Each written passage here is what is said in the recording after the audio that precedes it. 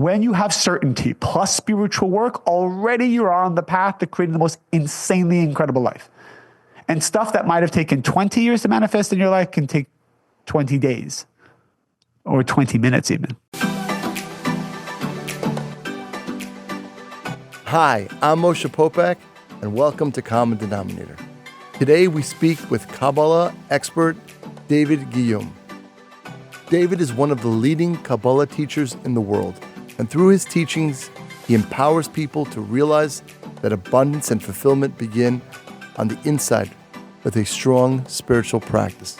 It will be a fascinating conversation and a deep dive into Kabbalah, an ancient spiritual wisdom that is over 4,000 years old.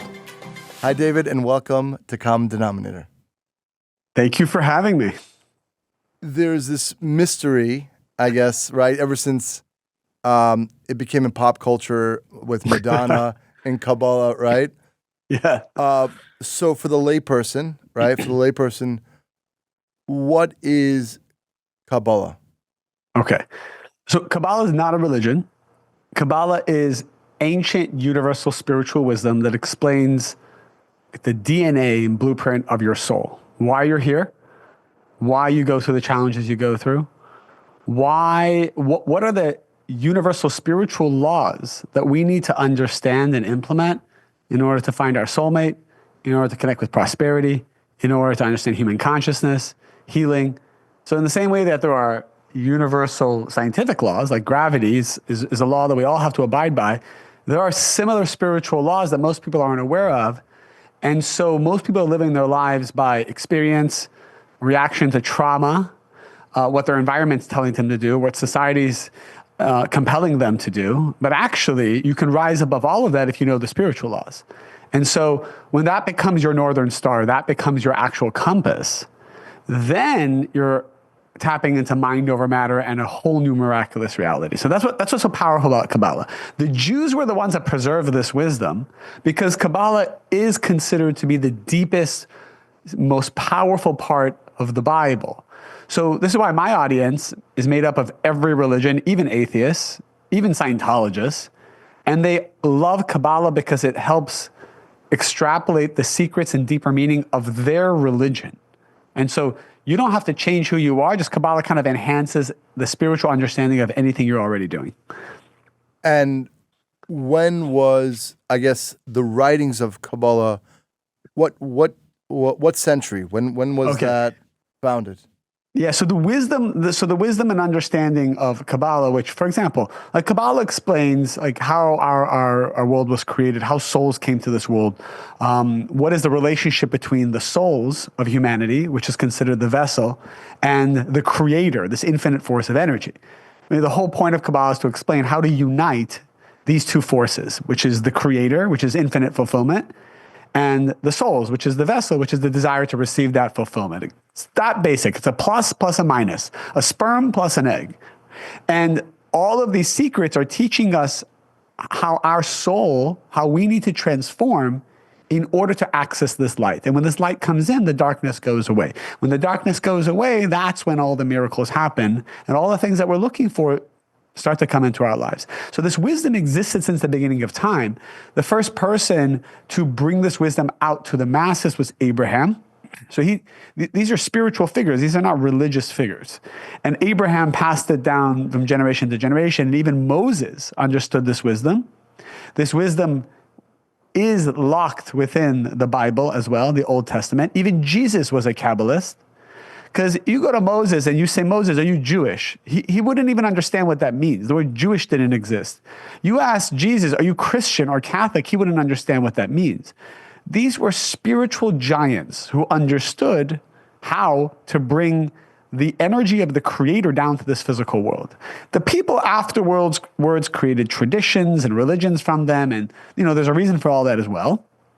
But what we're trying to do is go back to the source of why we're here and what originally was the intention of this wisdom.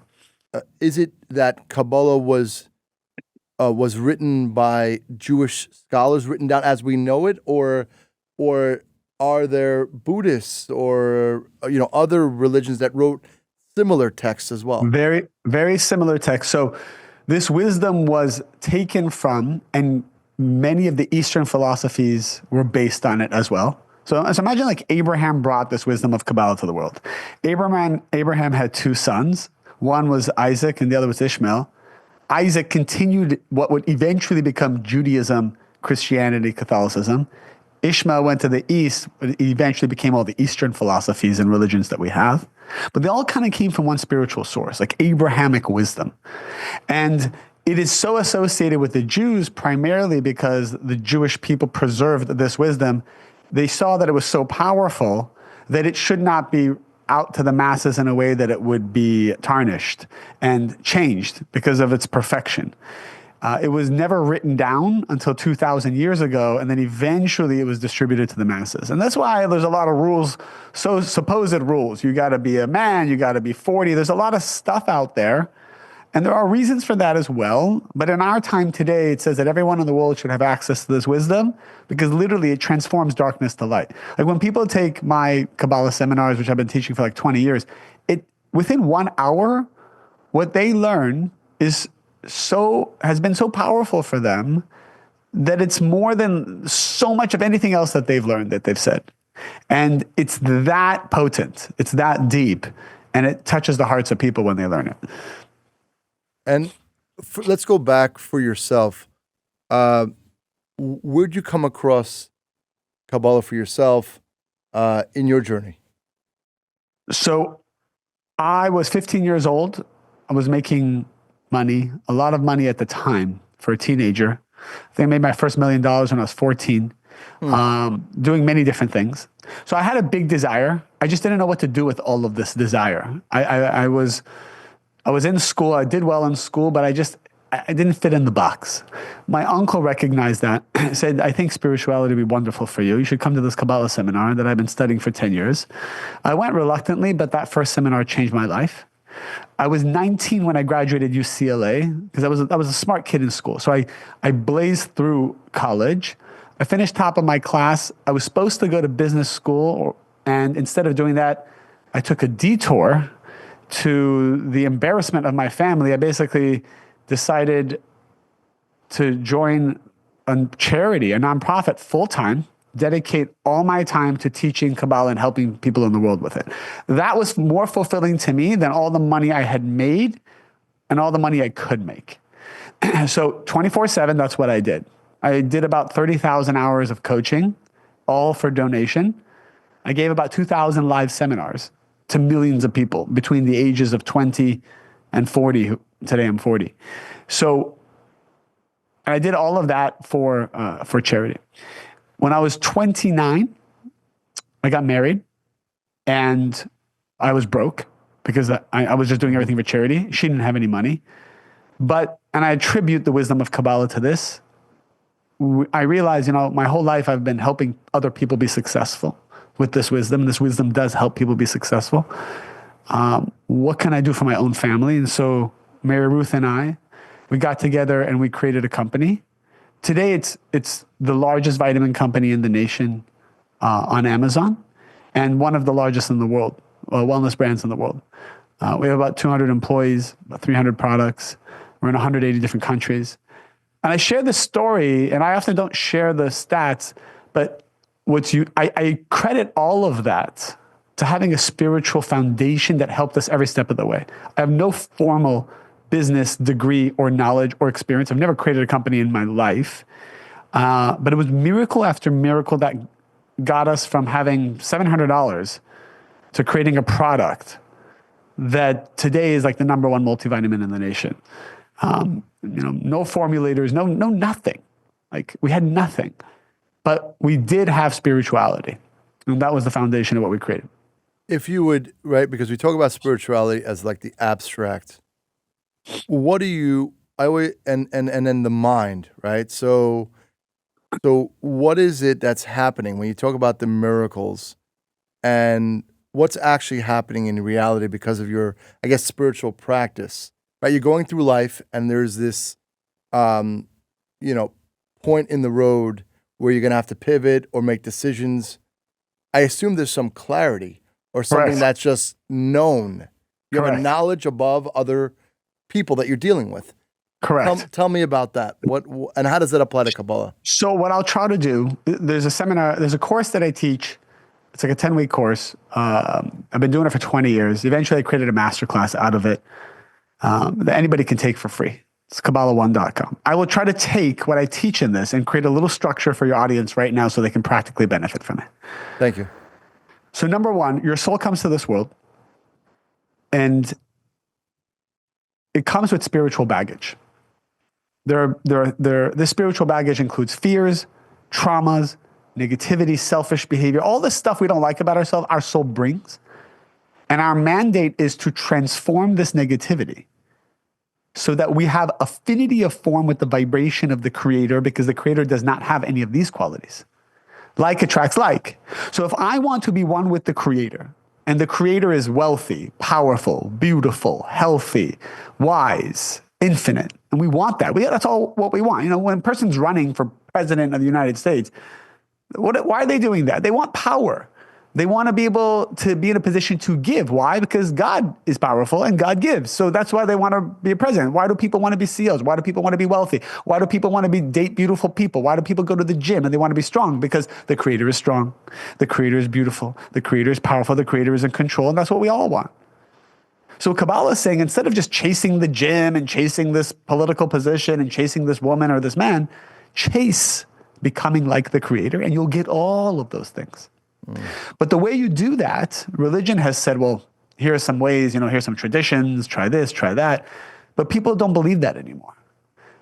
The real way to do it is we must transform who we are.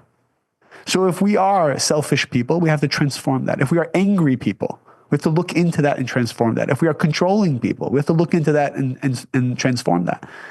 And so step one, in being able to access the information and wisdom you need to build $1 billion brand, let's say, is you have to work on all of your negative qualities and your limited beliefs that your soul came into the world with. That's just step one. Let's put that in one quadrant. Let's say there's 4 quadrants.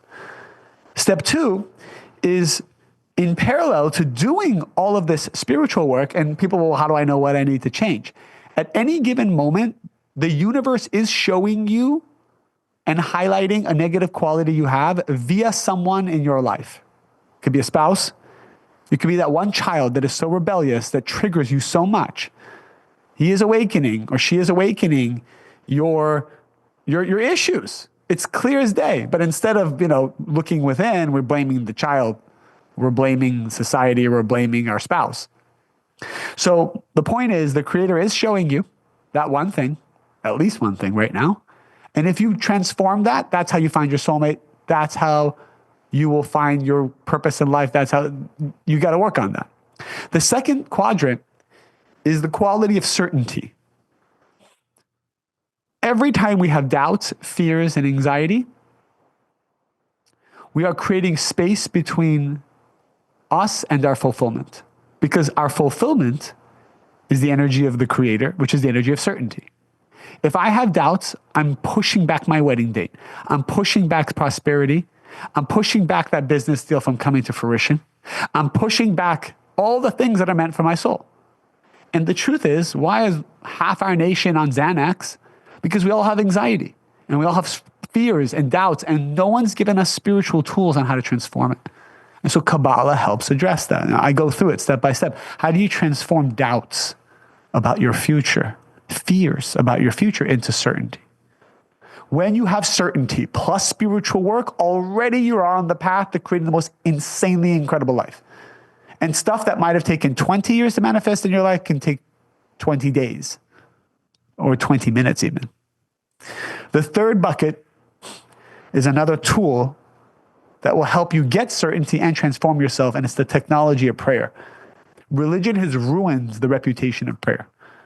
Religion has made us think that prayer is this thing I do to bribe God and convince him to make my life more comfortable. It's like a transactional thing I do. Hey, God, I'm in a tough spot right now.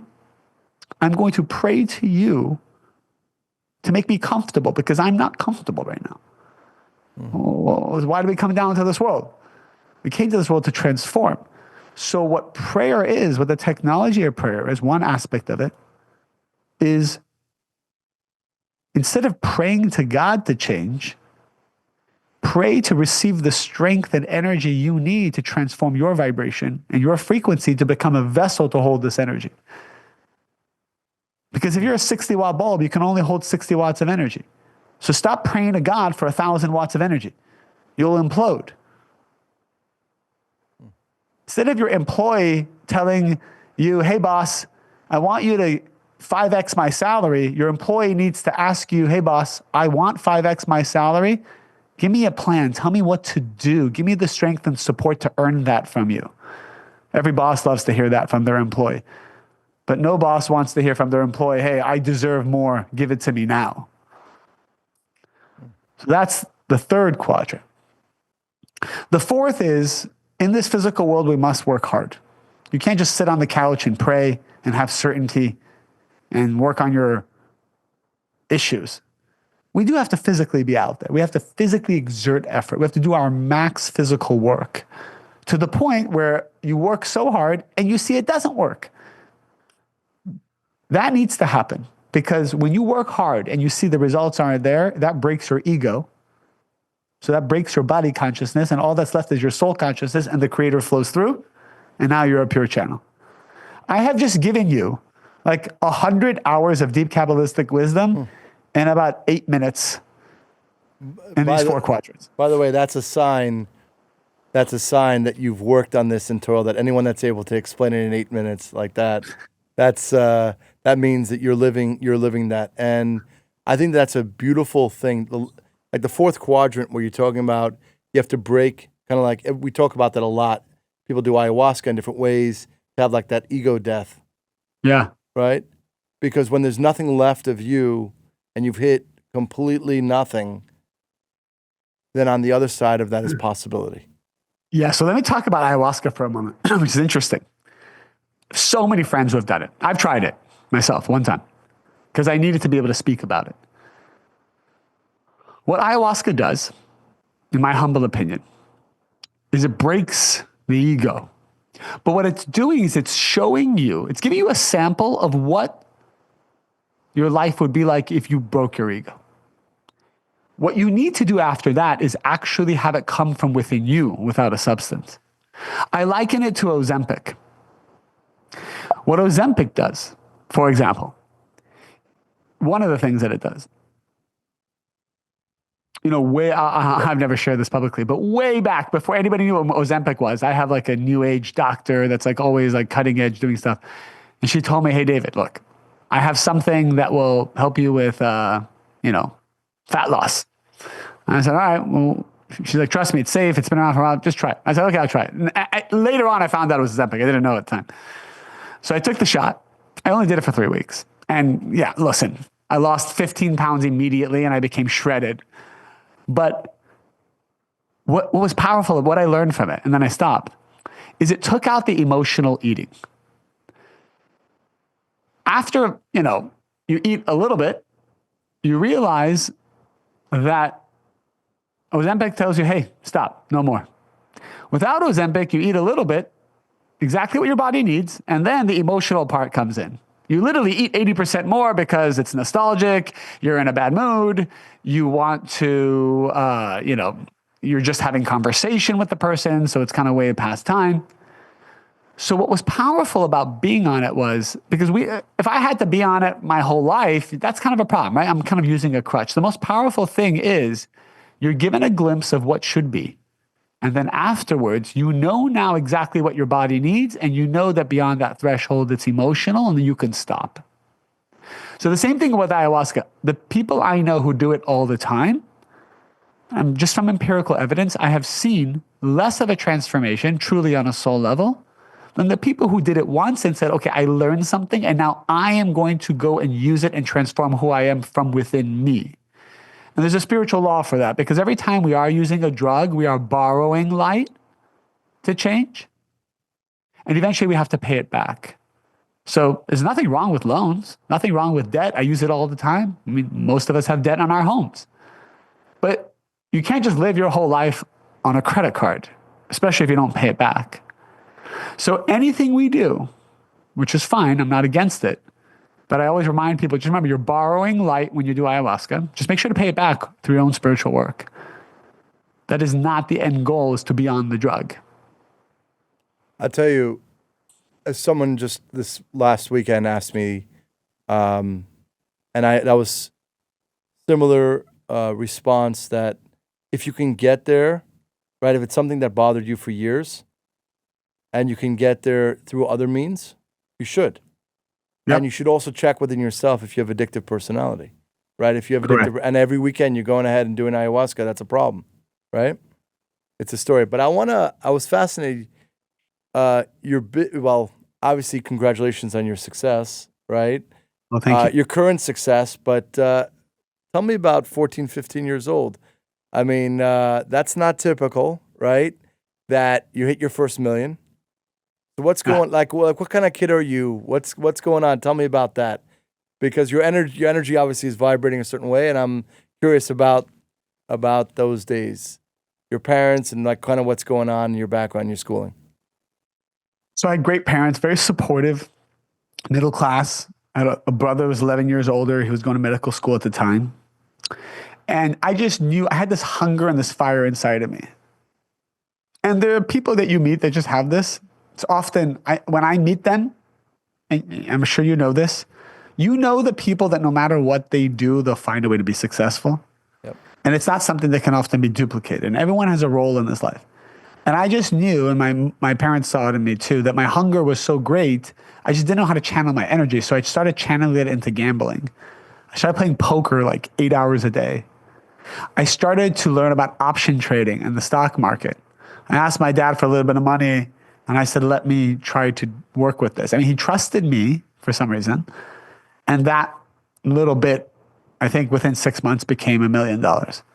But I had with that came, a lot of ego, a lot of destructive behavior. I didn't know how to channel my energy.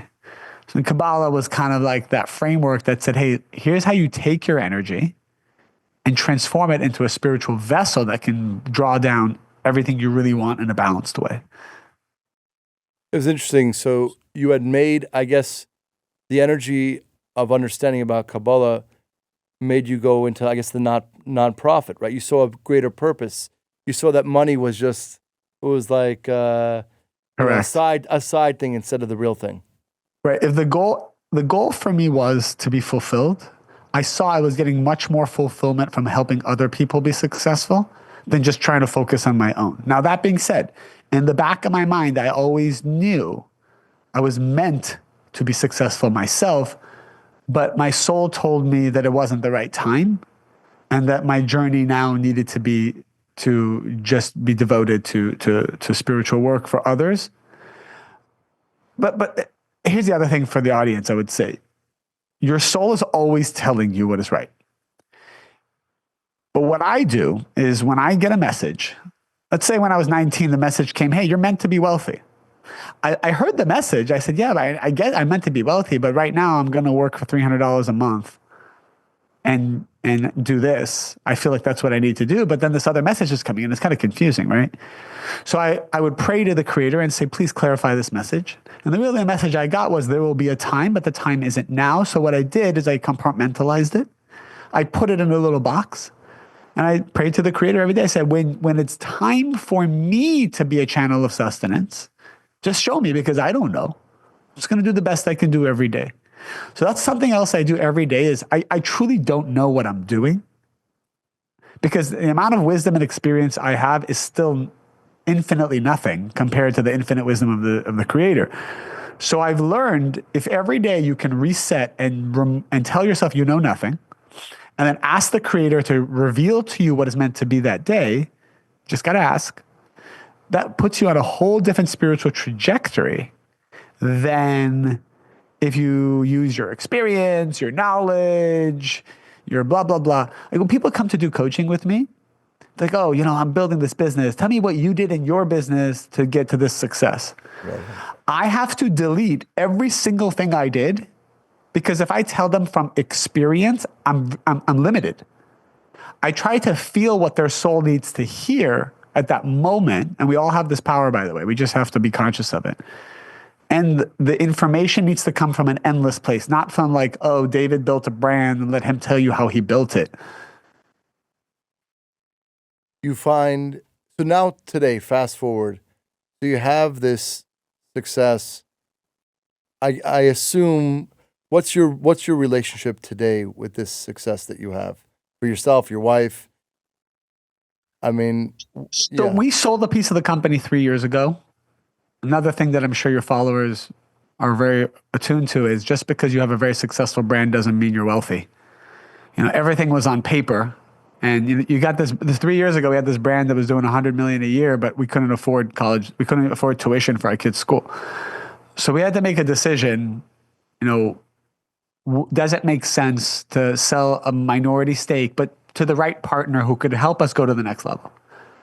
So we brought on this partner. We interviewed 50 different PE firms. I decided not to have a banker because I felt that this was a marriage. And when you get married to someone, you don't hire someone to go find you a suitor and have them date them. You have to date them yourself. So one of the things we did is we went to like 50 different interviews. We met their families, we met their kids, we met their partners. The best thing for those who might ever take private equity money or any partnership is talk to the other owners in their portfolio. That's where you get the real information.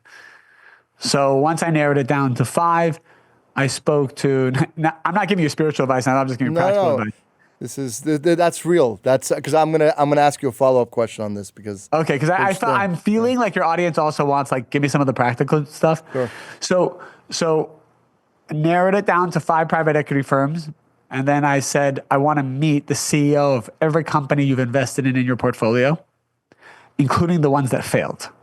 That's the key. Because I want to know what kind of partner you are when the company's not doing well. And we narrowed it down to 2, and then we narrowed it down to 1. And honestly, their name is Butterfly Equity. They only invest in like food and vitamin space, and they're really good at what they do. And they were the best partners you could possibly imagine. Like they helped us in every way. They really cared about us. They cared about the brand. They didn't care about the bottom line. I mean, they cared about the bottom line, but it wasn't primary. And then 2 months ago, Mary Ruth and I decided we had a lot of offers to sell the company. We realized selling the company and just putting money in our pocket would make us depressed. No extra happiness came actually from having money for us. We said that what will really matter is we love this company. We want to invest in it. We want to invest in our customers and our employees. So what we did is we raised debt, a tremendous amount, and bought back the company. So we're back to owning about 87% of the company. Our employees own 10, and then 3% is left for our debt partners. And so that's kind of the trajectory. We're now reinvesting our profits back into how do we make this a pure company, a more transparent company, a better quality ingredients. Because at this stage, most founders sell to strategics. That's right. And what I have seen is that there's a degradation of the product. So for us, we want to take it the other direction, and we feel that's our edge right now. And I'll tell you something, 2 things. I went to Louisville, Kentucky. The owner, Bill Goldring is his name. He's probably worth about $8 billion, 450 brands. And I said, tell me the X factor. He's about 80 years old. He said, focus. He said, all of that stuff, all of that decision. I just had this was just 2-3 weeks ago. Focus. Keep doing what got you there is you're pivoting. You have enough tools. You have enough experience. Just keep focusing. And my other friend did exactly what you did. At a PE firm, paid $40 million to buy in. He levered up, and he had a decision. Should he sell?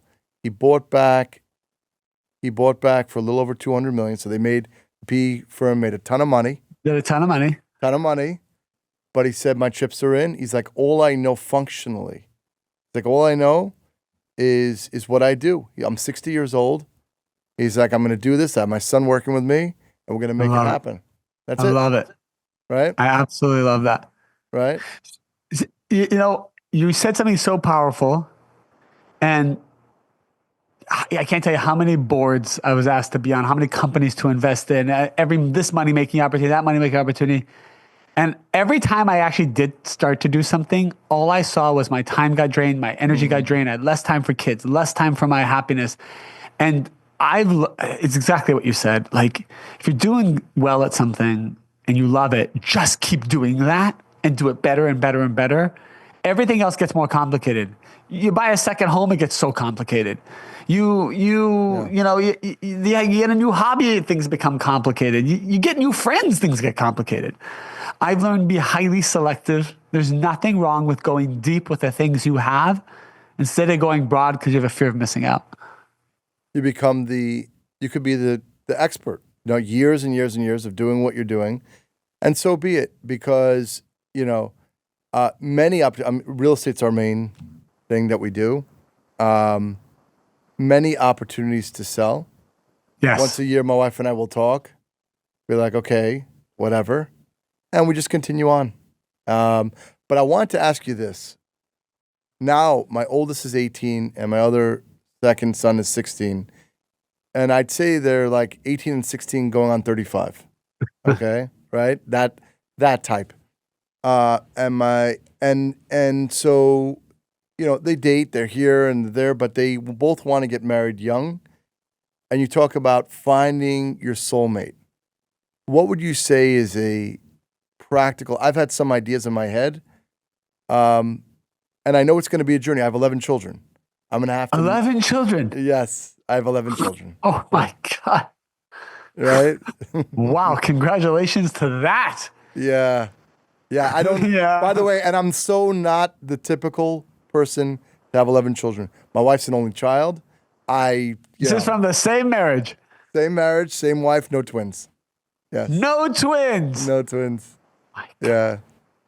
So I think about that. I think about, okay, so fine, we did what we did, but then soon they're going to be marrying other third-party humans, people. Yeah.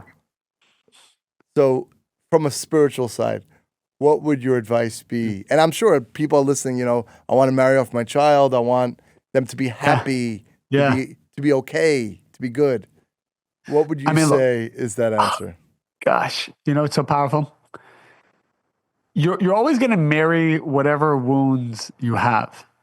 So the best thing to do, like if you want to get married in 2 years, spend those 2 years working on every single thing you can to transform negativity, fears. Like practically, I would have those children get the best therapist right now. I would have therapy sessions with them, therapy sessions with you and them, therapy sessions with you, them, their mom, therapy sessions. Just start on therapy. I would study Kabbalah. I would find the people you trust who know how to work on mindset and baggage. I would send them to Hoffman. I would do so many things to clean out as much of that as possible, because then vibrationally they'll be at a level that the creator will then bring them the highest soul, as opposed to the soul that matches the issues they have not worked on, which is often why 50% of our nation is ending in divorce. And not to say that divorce is a negative thing. As you know, divorce can be a very positive thing. Positive because now you're ready for the next soul. So you could accelerate that process by working on yourself as much as possible now to vibrationally attract the right mate. I really love that. Both, this is what we do, right? The podcast is a labor of love, and it helps me grow, and I meet people such as yourself, and we're constantly pushing that. But I appreciate that. I think you just do what you need to do. My son told me that Miami's the hardest city in the world to date. That's what he said. I don't know if that compares to LA, but but this is the joke I literally say in every podcast, because everywhere I go, New York, they said it's the hardest place to date. LA, they say, oh my God, it's impossible to date in LA. And the thing is, it's very hard to date wherever you are when sometimes there are subconscious belief systems about wanting to stay single. So if there's even 20% of him that still wants his freedom, that is afraid to make a mistake, that doesn't want to be tied down, he will subconsciously push away a worthy mate and subconsciously sabotage it, and then hence say that the city is hard to date in. So everyone has subconscious desires that are competing with their desire to find their soulmate that causes some form of sabotage in the dating scene. And I want to ask you, David, and we ask all the guests this. I think I know where you will go with this, but what is something that you're grateful for? So many things can come to mind, but one thing just came to mind when you said it, that the Creator has given me so many second, third, fourth, fifth chances when I've made mistakes. And, people can learn through pain, and they can learn through inspiration. And I pray to the Creator every day. I say, look, I'm going to make mistakes. It's inevitable. I just ask that you guide me with mercy to show me what the lesson is, because I've learned as long as you learn the lesson, the pain goes away. And so I'm grateful that I've never had to go through real suffering to wake me up. I've gone through very painful situations, but suffering is something that none of us need to go through it. I'm grateful for that. I guess it's the quicker we shed our deeply held beliefs, the more we can be in flow, right? I love that. And someone that's deeply entrenched in Kabbalah, what do you find the common denominator of what that person looks like? You see them and you're like, okay, they have it right. What is that common denominator? They're curious, very open. On one hand, they know that how great they are. They are very strong. They're very certain. They know their power. And then in 1 second, they can delete themselves to learn, to receive, and to think that everything they know is invalid. And they can live in those two spaces simultaneously. My friend said to me, the real space, and it was the hardest thing when he said it was a few months ago, everything to lose and nothing to lose at exactly the same time. Oh, it's beautiful. I said that, and I said, how? It's interesting. And you slowly, very gently play in that space. You slowly watch it. Beautiful. That is beautiful. I love that. And I want to say, David, thank you so much for the time.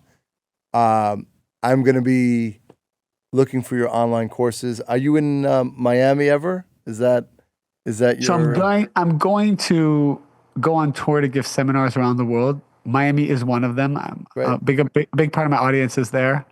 And if people, like, all my content's free, so people want to follow me on Instagram, but my masterclass is a pay what you can model, and it all goes to charity. It's Kaballah1.com. So that I have close to 50 to 100,000 people a year who take that, and they've said it's been life-changing. And that's like the most powerful way to learn.